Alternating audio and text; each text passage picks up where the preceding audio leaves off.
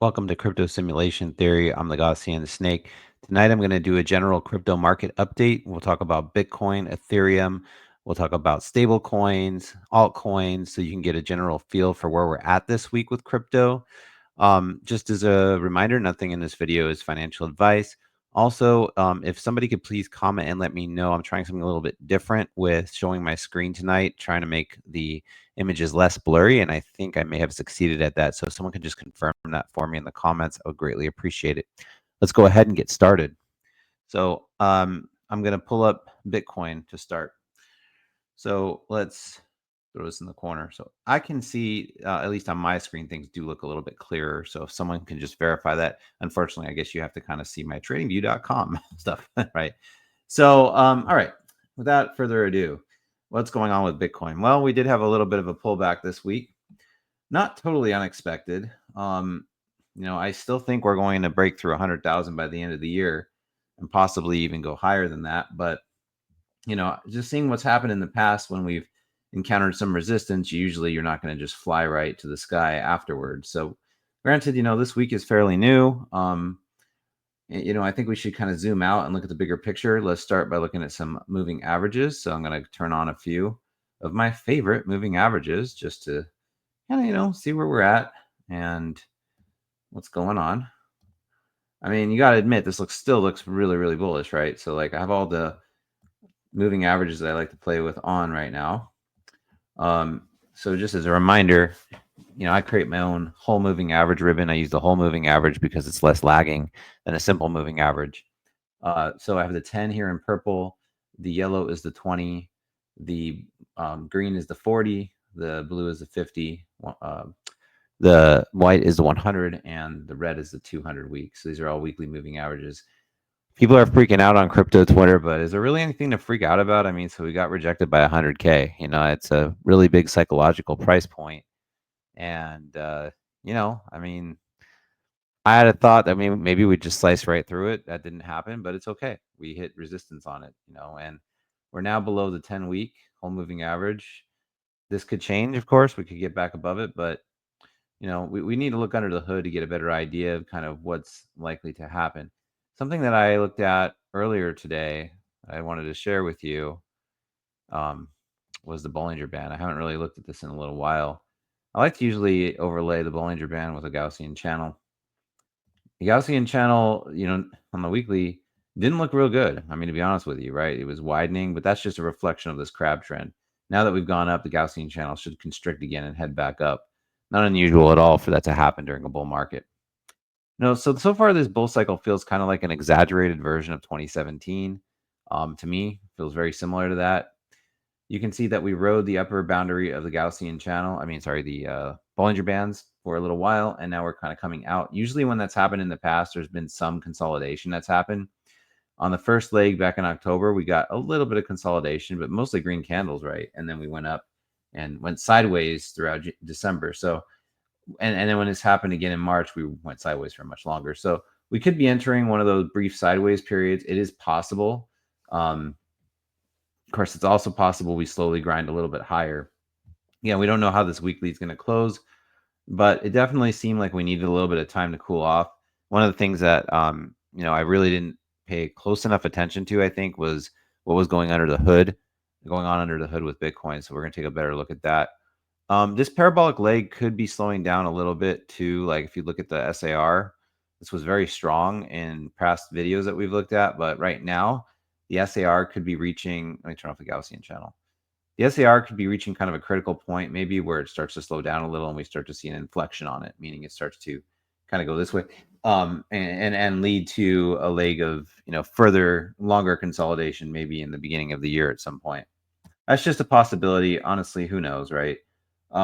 As far as fibs go, we spend a lot of time looking at fibs, and we're going to continue spending a lot of time looking at fibs. If I'm going to pull up my object tree and just make sure that they're on. So yeah, there's my fibs. And yeah, you can see that we are coming up on the 1.272 fib. I didn't really I was open to the idea of us facing some resistance here, but I think I originally said that I expected us to slice right through this and find resistance somewhere in between the 1.272 and 1.414. I guess I shouldn't be surprised that we're finding resistance at the 1.272.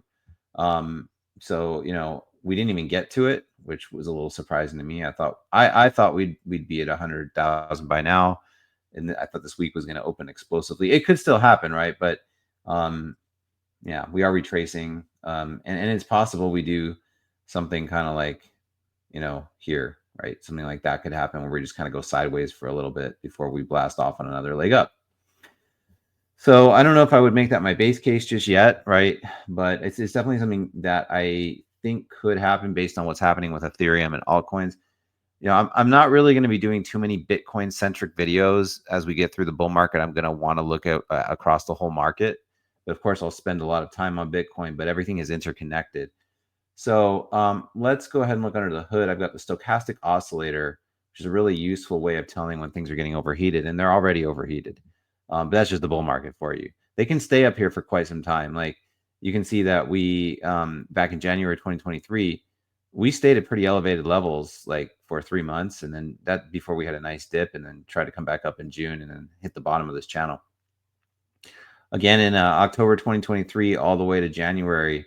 We stayed at these upper levels, right above above 80, right above 80. This is your bull market levels, and then we dipped down and started to, you know, have some issues, put in our March top, and then went all the way to the bottom of the channel, which we hadn't done since September of last year, and we did it again in July, and we put in, you know, 2 more bottoms in September, and then we took off to the top of the channel. Really, we got up there in October, and so we've been up here now for a month.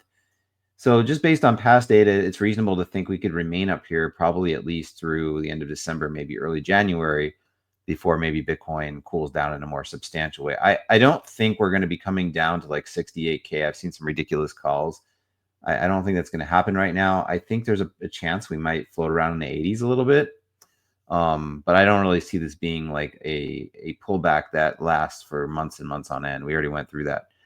You know, and if you go to past bull markets, you can kind of see that we spend like here in 2021 in that leg, that particular leg, you know, it was August all the way to November. So, and then here in, you know, 2020, what was this? This was October 2020. We were up here all the way from October till January. Something like this, I think could happen. Something like play out like that kind of is more in line with what I think, kind of like something along these lines. You can see the 2019, we got up there in the bounce. I mean, look at 2016, 2017. We were just up here for forever. And we could be kind of like potentially having something like that occur on a more longer time frame, right? Taking us deep into 2025. So a stochastic oscillator by itself doesn't really tell us too much other than, yeah, we're a little bit overheated right now. I want to take a look at the MFI oscillator volume profile. I haven't looked at this in a really long time. So let's kind of pull it up. Very interesting. So we actually hit overbought. So we hit the green line on the weekly. This was hit on November 18th. So it's not surprising to see a retrace starting now. As you know, we could, of course, go above overbought. We've done that before, not often, as if you look through Bitcoin's history, right? This is fairly uncharted territory on this metric. I'd like to see on the 2-week kind of where we're at with this. So let's go ahead and look at that. I'm going to turn the fibs off. I'm finding them to be a little bit distracting. So let's go ahead and do that. Turn fibs off. Beautiful. Okay. And if I want to go to the 2-week, which is one of my favorite time frames, as you know, to look at. Yeah, I mean, we're potentially putting in some kind of temporary top here, but things don't look really that bad. You know, and on the 2-week, look, it's still a green candle, right? And if you look at how things work on the 2-week, this is why I like the 2-week, because, you know, you tend to not, it's easy to get it caught up in the day to day or even week to week, but on the 2-week, you can see a lot, you know, see with a lot more clarity. So there's your weighted Bollinger Band on the 2-week. We're still at the upper channel. So I think honestly that this pullback that we're experiencing might not last that long before we start to go back up again. I mean, we could chop sideways for a little bit. Like I said, this happened in 2023 for a few weeks. It happened in March of 2023. We could do something like that, but we're so far above the median line. Things are just starting to explode outwards now. So I think whatever drop we're getting right now is likely to be very short-lived, and I think the bull market will resume very soon and surprise a lot of people with just how soon. If we look at the Gauss ribbon, I'm going to go on the weekly for that.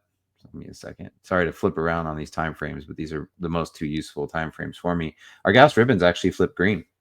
So I'm not really anticipating this to close and flip red. We did mention, when the 50 and 100 week, HMA crossed.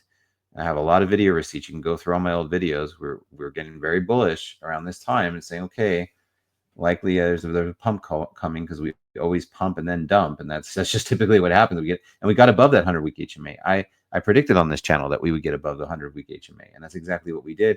And also look at this 50-week coming up. It looks like it's about to have a golden cross. So when the 50 and 100 golden cross, what happens? Let's see. Here we had a golden cross. We got a pump. Okay.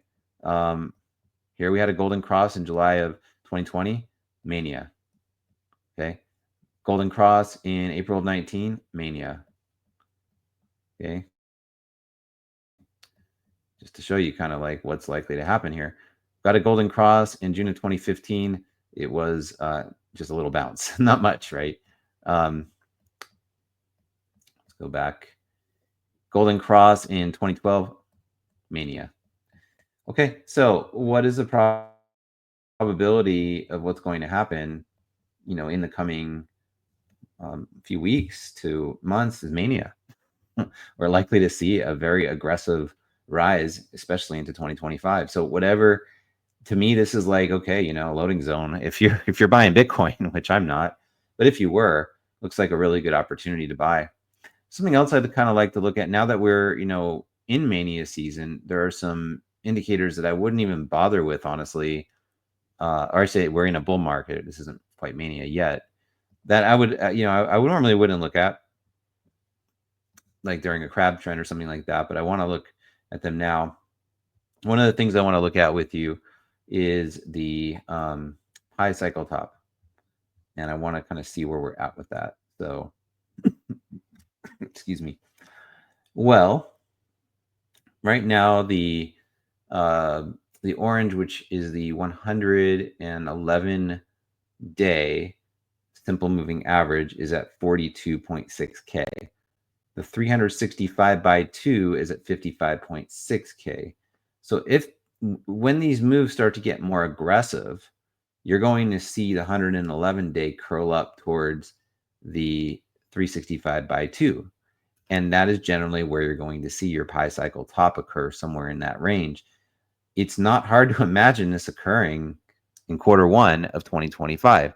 What if we hit the pi cycle top in Q1 of 2025?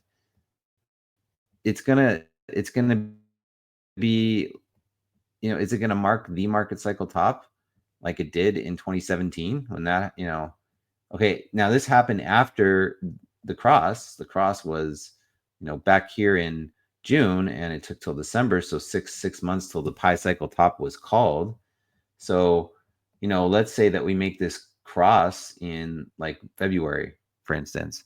What's 6 months from February? That's March, April, May, June, July, August. So it's not unreasonable to think that this cycle could have legs all the way to Q3 or even Q4 of 2025. In fact, I think that's quite a likely outcome, despite what a lot of people think. And what I even like I said, I'm not ready to give forecasts for how long this cycle is going to last, but I think it's good to keep in mind that it could be just like all the other cycles and take us deep into 2025, despite everybody calling for a recession.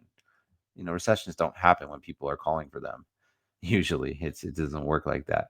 Hey, let me turn off the pi cycle top. Let's look at the MVRVZ score and kind of see where that's at. So I haven't looked at these in a really long time, but they're good metrics to look at. Okay, so I'm going to turn off the oscillator volume profile, and I'm not sure what I just did here. For the first time, MVRV is above its Z-score. So this is bullish, right? So we see the separation that you typically see during bull markets. Briefly had it in Q1 and Q2. We really haven't seen anything substantial since 2021. I mean, you almost feel like we're right here at the end of 2020, and I think something like this is coming really soon. What did 2017 look like? 2017, the distance grew deeper and deeper until it got into the red zone. We never even got into the red zone in the last cycle. Red zone.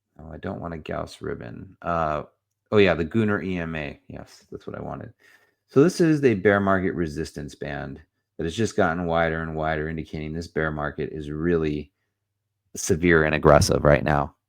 So whether you like it or not, ETH Bitcoin is still in a bear market. But what I'm seeing potentially happening here is the gap starting to close. So what I'd like to see is ETH Bitcoin make it maybe within the next few weeks to like the 0.04 level to really carve out a nice bottom, potentially the bottom for this particular cycle. And then you'd like to see these bands kind of come closer together to suggest maybe a bullish cross coming at some point.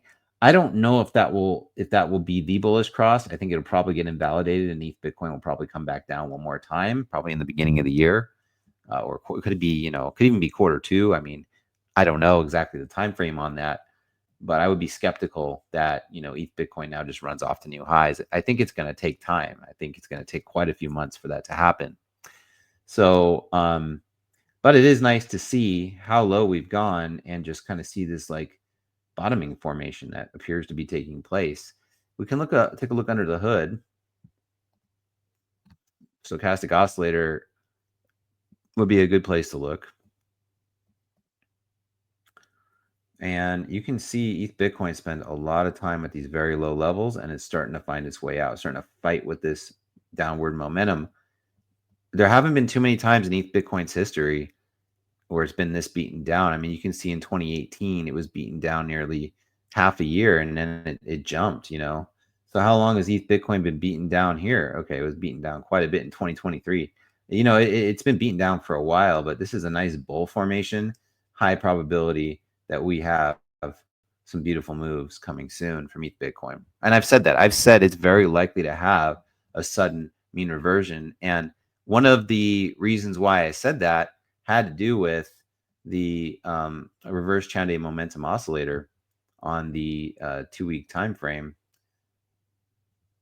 Yeah, I mean, look how low it is, right? Like I'm gonna actually want to zoom in on this. This is like price momentum. I mean, look how low it is. It's down at negative 76.21. It got down to negative 78.43 in December of last year. So we're pretty much at the same levels we were at around this time last year. And look at that bounce that it had. But I think this time, unlike last time, we're starting to build out a macro trend, a macro change in trend. So this is trending down. Maybe we see a little sideways and then up, right? Not that aggressively up, but you know what I mean. Like I think we're going to form like a bull here. And another indicator we can look at to kind of get a better idea of if that is indeed a likely outcome is a wave trend indicator. So I don't know what I'm doing. So let me turn this one off and let's open up a wave trend on the 2-week. It should be very telling. Okay, this is my simple look at this. You've got bullish divergence, bullish divergence. We're probably going to print another green dot here. 3 green dots. That's never happened. Not on here. On the 2-week. Okay, so there were 3 green dots that took us down into the depths of hell. I think this will be the 3rd green dot that really starts to turn us around. So I am prepared right now. My portfolio is very heavy in Ethereum related things. Okay, very heavy. So I am preparing for an Ethereum season. I mean, I think you can see the signs of it coming. Okay, let's take a look at, what do you want to look at next? How about tether dominance? We've been following this one. Oh, yeah, put an apostrophe. This is one. I also drew fibs for this one too. I think I deleted them. Oh, and I had really nice fibs too. They were like in reverse. Yeah, that's a real shame. Let me see if it's on my object tree. No. All right, let me pause the video, draw some fibs. I don't want to waste time trying to draw them on here, and I'll come right back. Okay, so I had to draw the fibs and reverse them because I went from swing low to swing high, which just makes more sense to do because USDT dominance is in a bear market. And when you're in a bear market, you want to go swing low to swing high instead of swing high to swing low. So, yeah, we are currently like double bottoming. It looks like here's your top. Kind of chopped around in the 786, made it all the way down to the 0.382. I mean, I think we get below the 236 before we're in a, before we head into a bear market for Bitcoin. So what does it look like is going to happen here? This looks quite bearish. This arguably right here, flagpole, bear flag. Bear flag broke down. It just looks bearish to me. A bearish tether dominance is, this is bullish for Bitcoin. Hang on 1 second. I got to get my camera back. There we go. So so like, let me put on the Gunner EMA. I'm going to take the fibs off and we can just see how bearish this is. I mean, it looks bearish to me just like intuitively, but let me go to my object tree. Now that I have the fibs, we can just turn them off here. Yeah, and I'm going to throw on the Gunner EMA and you'll see we just had a bearish cross on the weekly. So this is pretty much forecasting a likely slip from this. I've talked about this light red zone, I think, to this darker red zone. And I believe in this area, we might see a bounce from tether dominance. And this might, this move, we're probably going to have a start of an alt season, but, it could get cut short if tether dominance drops, Bitcoin rises, and our true altcoin season might actually come in here. So, I think our altcoin season has begun. I did do a video on it. You should check it out. But I'm open-minded to the idea that, the real like crazy altcoin moves might still be a few weeks away. Okay. Potentially even a month or two away for some altcoins. So it looks good, right? This was our crab trend that we experienced for the past like 6 months or whatever was nothing more than a bear flag for tether dominance, which is what we suspected all along here on this channel. We never got bearish, not once. Bollinger Bands look bearish for tether dominance. Look at this. It's riding the bottom quadrant of the Bollinger Bands, broken out clearly to the downside. You can just see that I think price action for Bitcoin is going to be bullish again soon. I mean, it may not happen, this week. It could. I mean, it could happen. It could happen on Turnaround Tuesday. Today's Tuesday. It could happen today. It could happen on Thursday. Like, it's a bull market. I don't think Bitcoin's going to stay down for long, right? I just don't. We already had that period. That was the bear flag. And we're breaking down now from that bear flag. And a bear flag is a bearish pattern. Hence the name. So yeah, stablecoin dominance looks pretty bearish, which is bullish for Bitcoin. Let's take a look at how altcoins are doing against Bitcoin. So we'll look at total 3 minus USDT divided by Bitcoin. We'll pick the index. Gonna see how this is doing. Well, nice bounce. All Bitcoin valuations have gotten a nice bounce. And, we can confirm this by looking at Bitcoin dominance, which I will certainly do. But I'm liking the way this looks.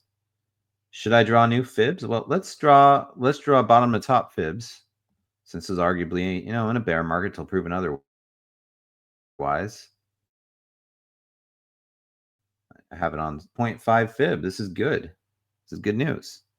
Alt Bitcoin valuations are getting a nice bounce. Now, will this be the bounce, or do we have to go back down? I did draw a red zone around the 0.382 fib for alt Bitcoin valuations. Yeah, but this looks good enough to where I'm going to hold altcoins. Okay. Like, I'm not going to get cute and try to time the bottom. The way to play crypto is not to try to time bottoms. It's to try to time trends, right? And trends take place over a long period of time. Look at this giant accumulation phase. We're actually up against a concave up, widening red Gaussian channel. We hit the median line. If this blasts through, folks, we're in altcoin season in a major way, and ultra outperforming Bitcoin. I think this is likely to happen soon. If we get a little pullback or crabbing here, take that as an opportunity, I guess, to accumulate altcoins while we had a flush out. Could that happen? Sure. I mean, it could happen. I don't know if it will. It could happen. We could flush down here. Okay. we flushed all the way below the 236 fib in late 2020. Of course, that coincided with Bitcoin going absolutely bonkers. So if Bitcoin goes absolutely bonkers, we could see a resurgence in dominance, which I do think is likely to happen. I don't think dominance has topped. I've been very vocal about that, but I'm open to the idea that it has, right? Like, I certainly am not going to get married to the idea that Bitcoin dominance, hasn't topped and obsess over it and not by altcoins. No, I'm have my altcoins if I get. We've had such a significant retrace, you know, on alt Bitcoin valuations already. Like, assuming this is the bottom, which I'm not sure that it is, I do think it will need to get retested. So I don't think we just go off to Valhalla right now. Honestly, think it's just the streaming software I'm using. I like this software, but I don't sometimes like how it behaves. Anyways, what I was saying is, yeah, we have almost 62% drop. That's fairly substantial, and I'm not going to get too obsessive over what happens from here. Let's pull up something like, maybe let's go to the 2-week on this and look at maybe the RCMO, which I don't think I've ever done with this particular metric. So this will be the first time. I mean, look at this, a nice sort of like almost inverse head and shoulders. Signal line is green. Folks, altcoin season is here. Okay. Yeah, we might get a little pullback to the green line or something, but I think we're off to the races. And all Bitcoin pairs haven't gotten anywhere close to where I think they might top. And if we look at the altcoin market, total 3, look at this. We got a green signal line, So total 3 got pretty damn high here at 88 level, right? But we didn't make it here to the March 2020. We got to 100 in March of 2021. So I think we'll at least manage to put in a double top, or close to it. We should be able to get a really nice push with total 3. Okay, coming into the first half of 2021. So that looks good to me. Let's check in on Bitcoin dominance. Apologize for I don't know why it's showing my internet connection not being good when I know fully well, I've speed tested it, that it is perfectly good. Okay, so here's Bitcoin dominance on the 2-week. It is above its 618 fib. Let me make sure I have these fibs the way that I want them. Okay, good. It's not on reverse. I probably should have put the other ones on reverse that I just showed you, but the ideas are similar, right? So we're at the 618. Retesting it, I think we're likely to probably bounce at some point, maybe even December. You see that final pullback on all Bitcoin pairs. I don't think it's going to be dramatic. It might feel dramatic, but I don't think it's going to be. And it might coincide with Bitcoin. Of course, Bitcoin dominance. While that's certainly not my base case, it is something we should also consider. We are at the point where the Gaussian channel could start to reverse, especially if Bitcoin dominance continues. Like, could Bitcoin dominance go to its 786 fib at 64.34%? It could. Green zone is around 63%, but if it happens, it happens, right? Like, it's just close enough to a top that it makes more sense to be bullish on altcoins than to be bearish. And I think that's sort of the take-home message that you can get from today. If you look at others' dominance, and I don't think, and we don't have to go through and look at like every single dominance, right? Like, this is a little bit excessive, but we can see others' dominances in a falling wedge, which is a very bullish pattern. What's this? So we get a retest on this. There you go. There's your altcoin season confirmed. So look, folks, I mean, the signs are there, right? Like, and furthermore, like, if I want to go look at the CME group, prediction rates. Go look at that real quick. This thing is slow as molasses right now for some reason. Let's go ahead and look at CME Fed Watch. You'd never know that I had like the fastest internet connection plan, would you? Maybe it's my processor.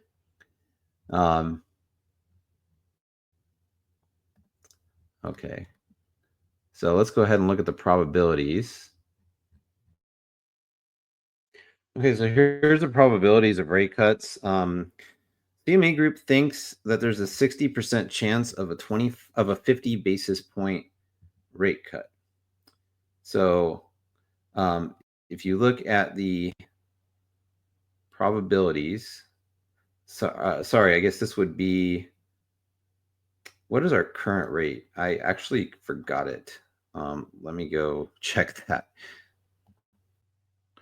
Yeah, I had to look it up. So the current Fed funds rate is around 450 basis points. So there's apparently a 60% chance we see a 25 basis point rate cut, which is in line with my expectations. They're thinking 3 of these in a row, and then actually, I'm sorry, 1 of these and then hold steady, and then another one in May, hold steady, and then another one. So they're kind of thinking a less aggressive approach to rate cuts. And I think that's probably pretty accurate considering everything going on right now in the economy and with the political landscape.